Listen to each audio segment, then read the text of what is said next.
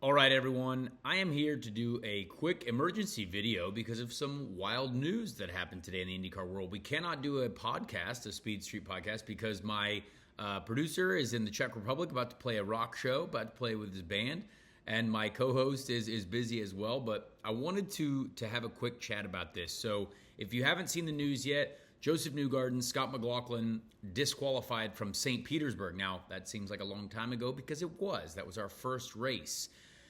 For using push-to-pass or manipulating push-to-pass, it was said. Now, I don't want to say anything out of turn, so I'm going to read a little bit of the statements. Obviously, they discovered this recently, right? So they discovered it in Long Beach. Now, that's why it took a while. There was a few people I saw on the internet already reacting like, oh, it was so long ago. It's like, well, because it's long ago, it doesn't matter. If they found it and they made a decision, that's good. You follow the rules, right? Sometimes when it comes to this type of technical information, this gets deep in the data, it's not going to be very evident. It's not like they found a piece of the wing that was wrong, you know what I mean? So race starts and any race restart that occurs before the lap prior to the white flag or prior to 3 minutes remaining in the time race will have push-to-pass system disabled and will be enabled for a given car once that car reaches the alternate start-finish line. So to put this into simpler terms, Sunday, the warm-up at Long Beach, usually there's a little bit of overtake that is granted to the cars in warm-up. Test it out. Maybe it's like 10, 20 seconds. It might be 20 seconds, maybe a little bit more, 30, 40 seconds, depending on the track. So they detected this violation potentially in Long Beach. So that's why they did a deeper look into it. And here's what it is. Basically, the Penske cars had the ability to use overtake at St. Petersburg on starts and restarts, which is a massive advantage. If you've got it on starts and restarts and no one else has it, that is a big advantage. Now, again, people ask, well, if you press the button, like, does it... There's a lot of speculation. And again, no one read the article either. So, like, I want... Hopefully people can watch this video and be like, hey, okay, I understand it a little bit better. They found the issue. IndyCar made a decision, which I respect. Good for IndyCar for saying, hey, bad, DQ. Now, it's a long time ago. We've been through 2 races now, but still, a decision had to be made. That's fine. I'm okay with that. I think it's a little odd, but I'm okay with it. What I find interesting as well is that I thought if this were after Long Beach, I could see a little bit of a confusion because, look, at Thermal, cars were allowed to use overtake on starts and restarts. So I was like, oh, maybe they just like left that setting in. Maybe there's something going on there. But no, this was at St. Pete, which you have to remember was the first race. So they hadn't used that system of overtake is available on starts and restarts. So this is large news. I can't remember off the top of my head, and I've paid attention to IndyCar for a long time, when a disqualification of this level has happened. I don't remember that. I can't grasp it in my mind. But I do like that it did happen. Hey, rules are rules. We have rules in motorsport for a reason. We see cars in NASCAR get penalties, fines for things that happen after the race. We see in F1 things that happen after the race. Because that's motorsport. Sometimes everyone is riding the limits of the rules. Everyone. We're always right on the limits of the rules.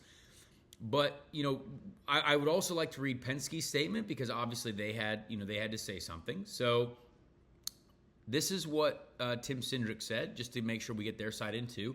Unfortunately, the push-to-pass software was not removed as it should have been following recently completed hybrid testing in the Team Penske Indycars. Team Penske president Tim Cindric said, this software allowed for push-to-pass to be deployed during restarts at the St. Petersburg Grand Prix race when it should not have been permitted.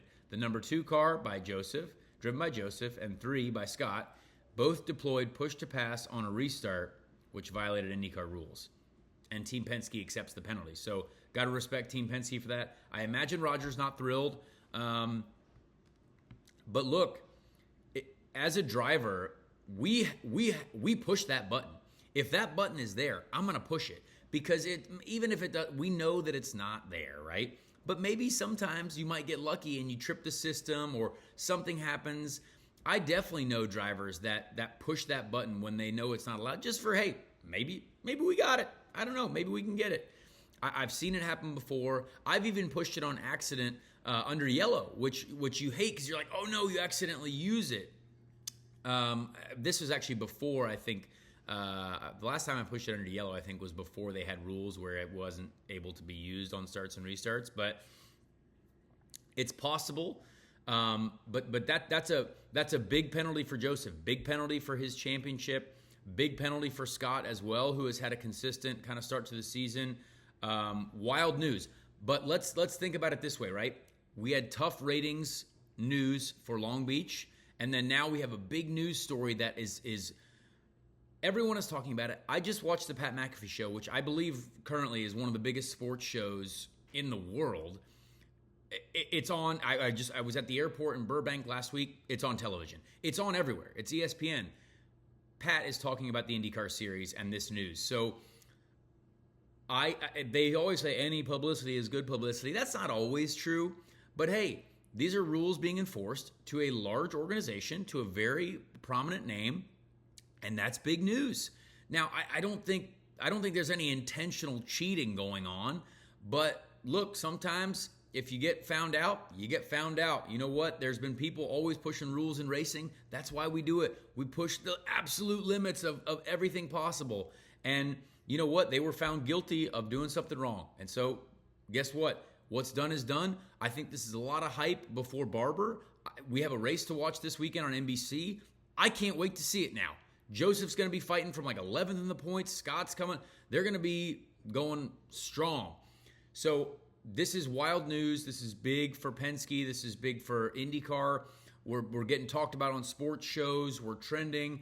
My mother called me going crazy because she was like, wow, did you see the news? So it's exciting to talk about something that's like, wow, this is crazy. So although it does not look good, this is not IndyCar's fault. Stop. People blame IndyCar so much for stuff. Stop it.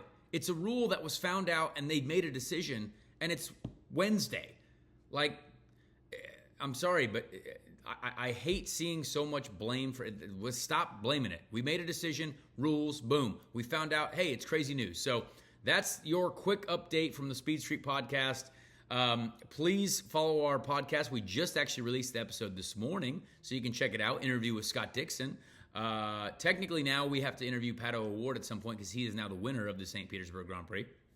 But please like this video if you agree. Please, in the comments, let me know what you think as well. I'm happy to explain the push-to-pass system maybe a little bit more if necessary. That system is very strictly monitored. I thought. There's a communication for sure with Chevrolet, the manufacturer, and the team. And so someone missed something, right? And there was something here that, again, I cannot speak to. I know that both organizations are incredible organizations with Chevrolet and Penske. So hey, something happened. They got penalized for it, and we move on. It's time to go racing in Barber. So if you want to ask questions about it, feel free in the comments. But that is the latest news of IndyCar. This is a emergency video to address what has gone on and what I think it looks like now for the Barber weekend. And please watch the Barber race. I think it's going to be extra exciting now. We've got some pretty impressive news to follow. NBC on Sunday. Tune into Speed Street this week. My name is Connor Daly, by the way. So thank you for watching.